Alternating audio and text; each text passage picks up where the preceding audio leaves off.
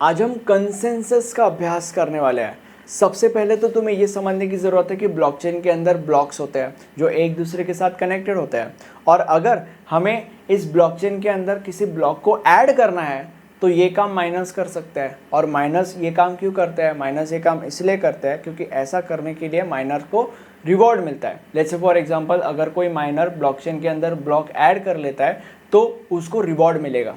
इसीलिए माइनस हमेशा ये ट्राई करते रहता है कि कैसे वो ब्लॉकचेन के अंदर ब्लॉक ऐड कर सके। ओके, अब मान लेते हैं कि ये हमारा ब्लॉकचेन है और इस ब्लॉकचेन के अंदर ये ब्लॉक ऐड होना है। अब हमें कैसे पता चलेगा कि कौन सा माइनर इस ब्लॉकचेन के अंदर इस ब्लॉक को ऐड करेगा? हम कैसे डिसाइड करेंगे, या कैसे डिसाइड होगा कि कौन सा माइनर इन पांचों में से इस ब्लॉकचेन के अंदर ब्लॉक ऐड करेगा? लेट्स से फॉर एग्जांपल ये माइनर बोलता है कि भाई ब्लॉकचेन के अंदर तो मैं ही ब्लॉक ऐड करूंगा, and let's say for example ये माइनर इस ब्लॉक को इस ब्लॉकचेन के अंदर ऐड कर भी लेता है। बट अगर ये माइनर फ्रॉड निकला तो, अगर ये माइनर मलिशियस निकला तो फिर तो बहुत सारे प्रॉब्लम्स हो जाएंगे। तो इसी प्रॉब्लम को सॉल्व करने के लिए हमारे पिक्चर में आता है कंसेंसस। कंसेंसस का मतलब होता है यूनैनिमस डिसीजन।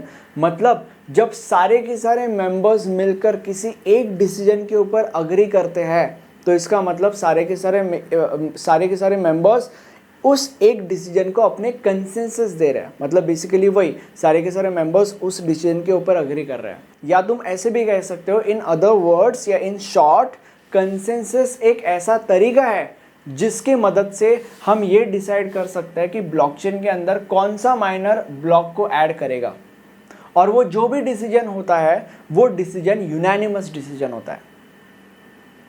ठीक है, और बहुत ज़्यादा चांसेस है कि जो भी माइनर निकल के आता है, जो ये चूज किया जाता है कि भाई this minor would add this block into the blockchain, तो वो जो माइनर है वो बहुत कम चांसेस होता है कि वो माइनर फ्रॉड निकलेगा, बहुत कम चांसेस होता है कि वो माइनर मलिशियस निकलेगा।